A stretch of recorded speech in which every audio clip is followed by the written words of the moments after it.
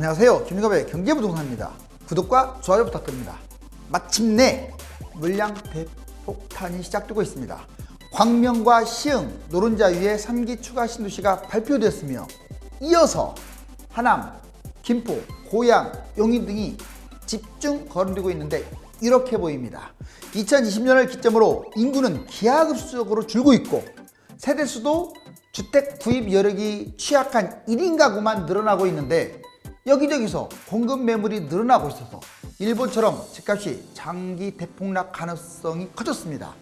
서울은 지역이 한계가 있어서 폭락 후 신고가를 찍을 수 있지만 경기도와 인천은 매물 폭탄으로 집값 회복이 걱정됩니다.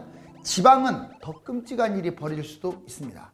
상담 문의는 02-501-7554, 유료 상담 안내는 010-399-8808로 전화 주시면 안내해 드립니다. 부동산 공급 심각한 문제점 알아볼까요? 자, 지금 이제 이 무주택자분들이 상당히 그동안에 마음고생 많이 하셨잖아요. 지금 법인 투자, 갭 투자자, 다주택자, 임대사업자 이 사람들이 자 영끌하라고 유혹을 하고 있습니다. 지금은 영끌해서는 안 돼요. 실거주로 자기가 갖고 있는 돈으로 매수하는 것은 찬성합니다. 그렇지만 영끌하는 것은 위험하다. 자, 이제 지역별로 한번 아파트 알아봅시다. 자, 마침내 공급 폭탄 시작, 광명, 시흥 이어서 하남, 김포, 용인 거론되고 있죠. 자, 지역별 아파트 장단점, 여러분들이 살고 있는 지역에 대해서 객관적인 분석이 필요해요. 내가 사니까 좋은 것만 보여서는 안 됩니다. 자, 이제 서울, 경기, 인천, 지방으로 한번 나눠봤어요. 그럼 서울의 문제점이 뭐냐? 누가 뭐래도 집값 거품이 최고예요. 최고. 세계 뭐 도심권 2위 말다 했죠. 가격이 높아서 대폭락 우려가 있습니다. 일단 비싼 게 많이 떨어진다는 거 잊지 마세요. 여기는 뭐 더블 GTX니까 안 떨어진다. 그런 곳이 더 떨어져요. 왜? 더 올랐으니까요. 항상 그렇게 기억하세요. 그 다음에 그렇지만 서울은 아주 특장점이 있어요. 장기적으로 봤을 때 지속적으로 올라갈 거예요. 신고가 찍으면서 계속 올라갈 가능성이 커요. 폭등폭락하면서. 왜? 땅이 좁잖아요. 경기도 주변 지리에 15분의 1밖에 안 되는 땅인데 희소성이 있지 않습니까? 그래서 투자 안정성이 높아요. 사람들이 이리 몰려드니까. 폭락할 때 하더라도 그래요. 근데 경기도 인천은 달라요. 자, 신도시 매물 폭탄. 가뜩이나 지금 1기, 2기 신도시가 어마무시합니다. 여러분들 위성도시 아시죠? 뭐 고양이라든가 수원이라든가 다 이런 것들이 위성도시 엄청나게 많잖아요. 다 도시잖아. 그런데 거기 위성도시 신도시를 지금 지었잖아요. 1기, 2기. 그것도 모자라서 3기 신도시 택지지구 상상 초월입니다. 신도시 매물폭탄 폭락 후에 회복도 안 될 곳들이 널려 있어요. 지금은 입주하니까 새 아파트다. 자, 사이클 지나서 10년 지나면 10년째 아파트가 되고요. 지금 10년째 아파트는 20년째 아파트가 돼버려요. 누가 그런데 거들떠 보려고 하겠어요? 자, 그 다음에 대신에 경기 인천 같은 경우는 지방보다는 훨씬 나아요. 자, 상대적으로 수도권 인근으로 계속 인구가 유입되고 있기 때문에 그래요. 그리고 서울 특히 강남하고 가까운 지역은 안정적이다. 잊지 마세요. 먼 곳에 아무리 이제 먼 곳들 그런데 GTX가 있거나 그런 데는 좀 이제 버틸 수 있죠. 근데 서울에서 강남에서 거리가 먼 곳들은 좀 위험하다는 거예요. 왜? 신도시가 너무 많고 택지지가 많고 안 팔립니다. 제 말 거짓말인지 여러분들 한번 되새겨봐. 경기도 가지고 계셨던 분들 2014년부터 올랐거든. 14, 15, 16, 17 그때 계속 상승장인데 서울은 막 날아가고 있는데 잘 팔렸습니까? 안 팔렸잖아요. 자, 그런데 지방은 더 끔찍해요. 인구 산업까지 급감한 데다가 오히려 있는 인구도 수도권으로 몰려요. 폭락 후에 회복이 아주 심각하게 문제될 수 있어요. 특히 고가 아파트들이 걱정됩니다. 그런데 이제 중저가 뭐 1억, 2억, 3억, 4억 이런 것들은 뭐 좀 떨어져 봤자 어때요? 아무리 인구가 준다고 하더라도 그렇게 막 걱정할 단계가 아닌데 10억, 15억, 20억 넘어가는 것들이 난리 날 거라고 말씀드리는 거예요. 그 중에서도 국제도시는 좀 안정적일 수가 있어요. 다 안정적인 게 아니라 예를 들어 부산에 뭐 해운대, 뭐 고층 빌딩형 아파트 이런 데는 조금 버틸 수도 있다 이거예요. 자, 이제 3기 추가 신도시 광명, 시흥 확정됐죠. 그리고 추가 예상 지역, 유력 지역을 같이 알아봅시다. 3기 추가 신도시 신규 택지지구 확정 예정지구 약 29세에 18만 가구인데 자 지금 발표 시기 택지는 2월 말 지금 2월 말이니까 발표했잖아요. 한 군데. 그리고 상반기 계속 발표할 거예요. 그리고 도심 이제 주로 서울 지역이 해당되는데 이 도심은 7월 달 연말까지 순차적으로 발표를 할 겁니다. 왜냐? 거기 살고 있는 분들하고 협의가 돼야 하기 때문에 시간이 걸려요. 자 이제 분양 물량은 3기 신도시 17.8만 가구 신규 택지가 18만 가구로 지금 발표된 광명시흥 포함해가지고 엄청나죠. 거기에 지금 광명시흥이 7만 가구 이상이니 엄청나죠. 18만 가구에서 그쵸. 지금 사실상 1등이 되어버렸어요. 3기 신도시에서 가장 규모가 큰 곳이 되어버렸어요. 자 이제 확정과 확정 예상적 광명시 시흥시 일대는 입지가 탁월하고 그 일대가 긍정적입니다.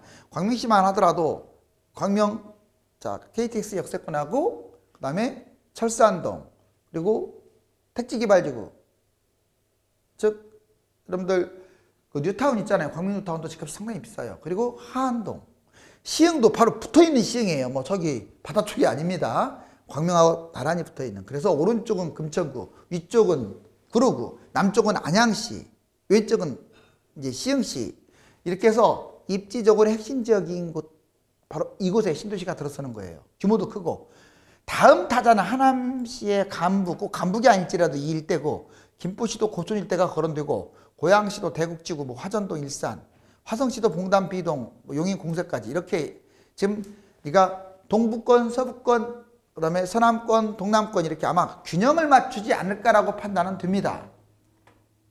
이제 광명 신도시 보시면 지도상으로 이제 광명만 있는 게 아니고 이제 광주, 부산이 있는데 먼저 광명 약 7만 원 주택 공급. 여기 보시다시피 자 광명역에서 이제 조금 떨어지긴 했지만 약간 외쪽 부분이죠. 서울 접근성이 아주 가깝지 않습니까? 건너편 금천 이렇게 안양, 구로. 자 이런 식으로 지금 핵심 입지에 들어서는 거예요. 광주광역시 광산구도 KTX 호남선이 지나가는 그 자 하남역 일대 송정 가깝죠? 그리고 이번에는 이제 낙동강 여러분들 동부역 있는데 약 1만 8천 세대 바로 부산 대저지구가 되겠습니다. 광명시흥 개발구상안은요 여의도 면적의 1.3배 그리고 공원 녹지를 조성한다는 게 아주 탁월하고요. 신도시 관통하는 남북도시철도 건설 즉 1, 2, 7호선 신안산선 GTX-B 이거하고 연결시킬 가능성이 커요. 이 정도 규모는요 GTX가 안 지나갈 수가 없어요. 자 그리고 제2 경인 연기한 광역버스 환승시설 구축 서남권 거점도시로 거점도시가 될 수밖에 없죠. 규모가 크니까. 1차 신규 택지 현황 지금 보면은 광명시흥 7만 부산대저 1.8만 광주 산정 1.3만 해가지고 약 10만 가구 정도가 이번에 발표가 됐습니다. 광명시흥 신도시 입지 분석을 하면은 여러분들 이게 지금 다 위치하시잖아요. 고양 창릉, 뭐 남양주 왕수, 하남 교산, 그리고 부천대장, 인천 계양, 그리고 여기 과천, 그리고 광명시흥 이렇게 해서 늘어난 거예요. 총 이제 과천까지 포함해서 7곳이 되는 거죠. 그 전에 보시면 성남, 판교, 수원, 광교, 화성, 동탄 다 지금 집값이 엄청나게 뛴 곳들이죠. 이 경부고속도로 축으로. 그리고 이쪽도 파주, 운정, 기포, 한강, 인천, 검단, 양주, 옥정 이렇게 신도시들이 상당히 많았어요. 그런데 이제 이게 지금 이번에 발표된 광명시흥 길쭉하게 돼 있죠. 상당히 규모가 크다. 이게 애초에 발표됐던 4기 신도시급 택지 아마 이제 이번에 확정됐죠. 근데 추가로 아마 될 겁니다. 수도권 택지지구가 18만 가구인데 2월 말 3월 초에 아마 발표될 가능성이 또 이제 연달아서 나올 거고. 그리고 서울 도심 이건 32.3만 가구 무려 이게 중요한 거예요. 자 1차 이제 7월 달, 2차 올 연말로 예상이 됩니다. 여러분들 아파트를 포함한 모든 주택 지금 2019년 1월 달에 자 보시면 6억대밖에 안 했던 것들이 지금 2021년 현재 2년 후에 8억 약 2억이 뛰었네요. 이 짧은 기간에 중위가격이 8억. 그런데 아파트만 따지면 중위가격이 10.5억입니다. 엄청나게 올랐죠. 이거 2013년으로 잡으면 4.5억짜리가 10.5로 날아간 거예요. 이런 사례가 없었어요, 과거에. 어떻게 2배 반이 뜁니까? 자, 이제 제가 걱정하는 건 이거예요. 수도권 엄청난 물량 폭탄, 대폭락 장기 지속 위험. 이거 여러분들한테 단순하게 제목으로 경고 들어가는 거 아니에요. 이거는 진짜 위험한 것 같아, 내가 보기에는. 왜? 인구가 늘어나는 것도 아니고 1인 가구고, 1인 가구는 여러분들 그 주택에, 소비에 그렇게 큰 영향을 못 줘요. 여기 보세요.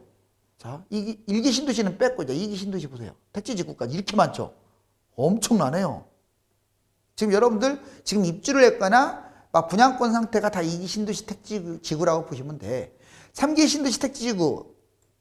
신도시만 보면 안 돼요. 6개만 있는 게 아니라 택지 지구 이게 시커멓잖아요. 이거 20개 넘죠? 여기에 플러스 3기 추가 신도시, 이사대책 수도권 약 60만 가구, 지방이 약 20만 가구 좀 넘으니까 60만 가구가 또 나온다고요. 이번 광명 시흥. 그러니까 얘들이 합쳐지고 얘까지 포함시키고 이거 여기 안 나와 있는 위성도시를 합치면 과연 지금 인구 대비 사실상 주택 보유율이 거의 100대 100이에요. 사실상 수도권이 조금 안 되기도 한다도 하지만 거의 100대 100이라고 봐야 돼요. 가진 사람, 다주택자가 자꾸 가져서 문제지. 그러면 이거 이렇게 진다고 생각을 해보세요. 그것도 말만 100대 100이지 1인 가구가 다른 나라보다 훨씬 많아요. 우리나라가. 단순하게 주택 보급률만 따지면 안 된단 말이에요. 그러면 지금 원래 이렇게 지으면 안 돼. 원래는 다주택자들 매물을 토해내게끔 해서 분산시킨 다음에 추가 대책으로 공급이 나가는데 이 대책하면 나중에 빈집 남아돕니다. 지금 당장 이번에 올라갔다가 언젠가는 하락한 다음에 올라갈 때가 문제가 돼요. 그때가. 신고가는커녕 회복도 못하고 끝나는 아파트들이 널려 있을 수가 있어요. 누가 받쳐줘야지. 거래가 돼야지. 자, 공급 폭탄이 하락장과 만나면 대폭 나간다. 실제로 보여줄게요. 1, 2기 지금 분양 입주할 때 옛날에 특히 1기 자 91년 지금 여기 이때 1기 분당 일산 신도시가 이때 분양을 했잖아요. 입주도 하고 폭락을 했어요. 하필이면 하락장에 만나가지고 폭락한 거야. 그 다음에 2기 신도시도 바로 여기입니다. 다 그런 건 아니에요. 이때 분양한 것도 있으니까. 근데 대부분이 이 바닥장이나 이때 분양을 많이 했어요. 뭐 미분양의 무덤이라고 하는 삼성, 위례, 뭐 미사 엄청난 곳들 택지지구까지 20개 지구들이 거의 뭐 피 조금 붙거나 아니면 미분양으로 넘쳐났었죠. 하필이면 그때가 하락장이었기 때문에 그래요. 하락장. 왜 하락장에 분양을 하냐면 이때 막 집 부족하니까 공급해라. 전문가들이 지금 예측이나 하면서 공급해라고 말을 해야지 자꾸 떠들어대. 특히 전문가라는 사람들이.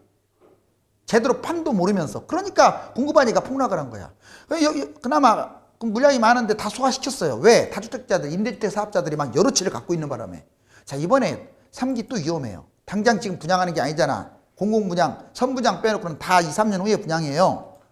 그러면 이때 지금 폭락장하고 연결될 가능성이 커서 이런 또 한 번의 기회가 오겠네요. 1기 신도시, 2기 신도시 때 막 줍줍이 했잖아. 그 줍줍이가 지금은 막 5억, 10억씩 뛰었는데 또 맞물릴 가능성이 커. 왜? 지금 꼭지 1년 더 뛴다고 하더라도 3, 4년 후 하락장하고 또 맞물려요. 여기 연도 이렇게 적혀 있죠?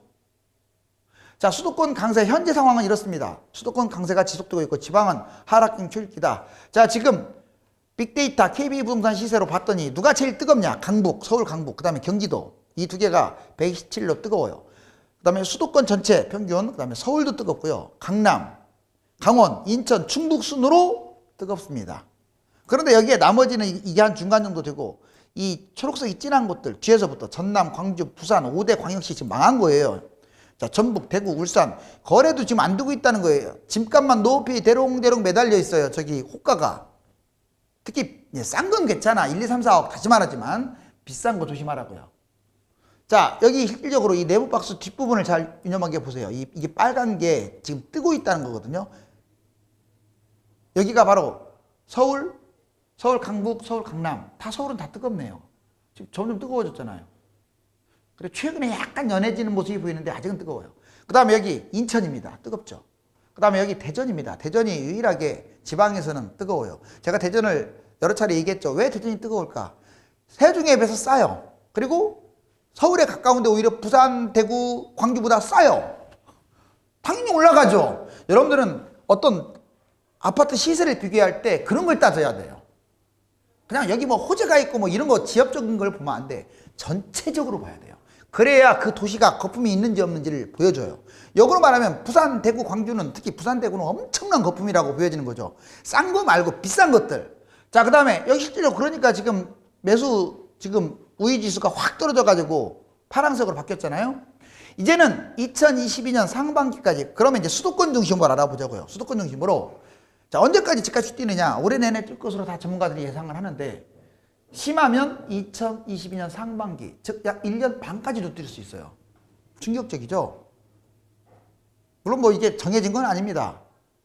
집값 계속 올라갈 가능성이 커요. 저도 지금 왜냐면 공급 대책이 단기 효과가 있는 게 아니잖아요. 장기 효과이기 때문에 지금 1년이나 한 뭐 이게 단기적 효과는 지금 다주택자 매물을 토해내게끔 하고 매물 잠김 현상에서 이게 거래량이 적으면 집값이 떨어져야 정상인데 안 팔아버리니까 호가가 안 내려오니까 자꾸 올라가는 거야. 이번에 여든 야든 지금 인기만 끌려고 맨날 말도 안 되는 공공 분양 확대, 공급지역 확대, 투기 세력 잡으란 말은 한 사람도 없잖아요. 저는 그렇게 생각해요. 물량 부족으로 집값이 폭등한 게 아니라 투기 세력들 때문에 집값이 뛴 건 맞습니다. 그 투기 세력들을 적극적으로 잡지 못한 정권이 문제고 야당도 마찬가지. 여기 보시면 다만 이제 계속 올라갈 것 같긴 해요. 왜냐? 지금 투기 잡지 못하면 1년 6개월 상승, 집값 안정화 대책, 투기 대책 플러스 공급이 돼야하는데 지금 공급만 하고 있잖아요. 선거가 가까워지니까. 자, 그런데 다음 4가지가 변수입니다. 이번 선거 결과, 그 다음에 투기 정책, 그리고 코로나가 이제 갈수록 축소될 거예요.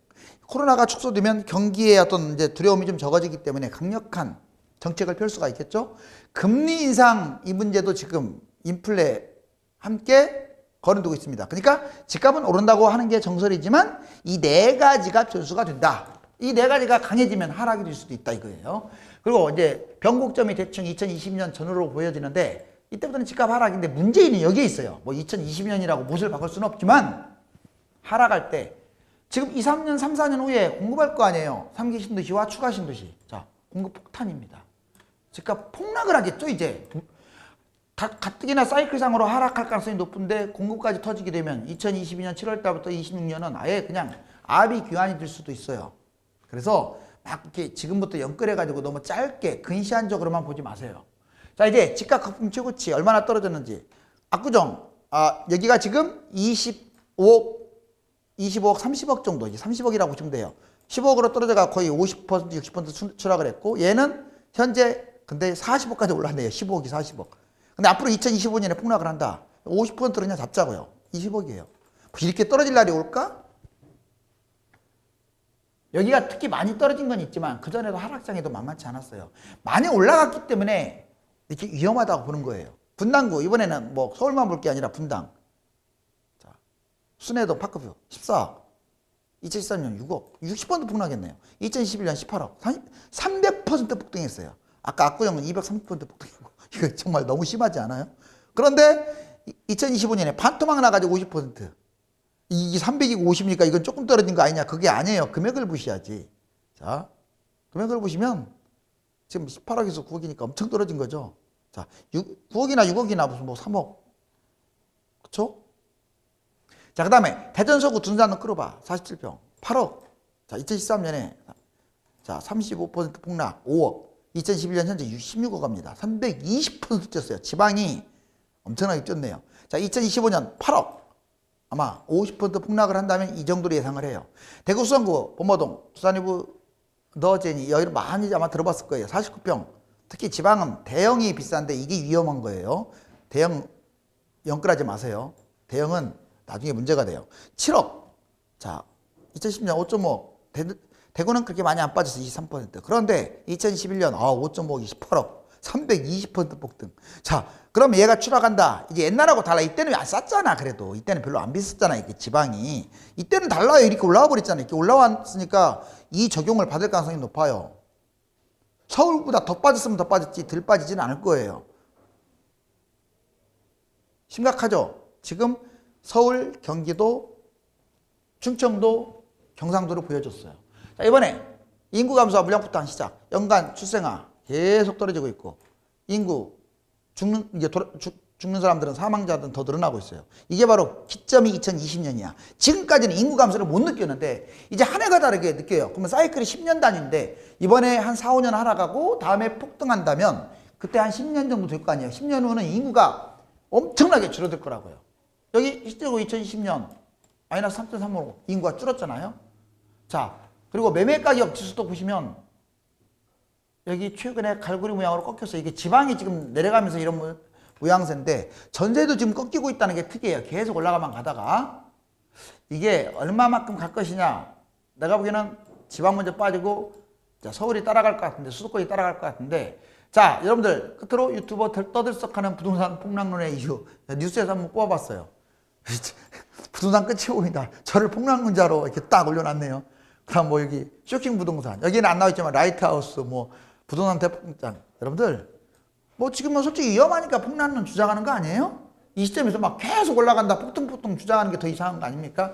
그렇지만 저에 대해서 다른 분들은 그렇고 자, 김종갑 경제부동산은 폭락론자가 아닙니다. 중도론자입니다. 지금 많이 올라서 위험하다는 거예요.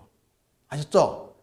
저는 결국 우상향을 말씀드리는데 다만 공급이 너무 많아서 우상향을 못할 지역들이 늘어나고 있다 정도로 정리하세요. 아, 집이 거꾸로 있네요. 지금 집값이 오르는 것은 집이 부족하기보다는 다주택자들에게 쏠려 있기 때문이며 지속적으로 오르기보다는 실수요자가 아닌 갭투자가 이어지고 있기 때문입니다.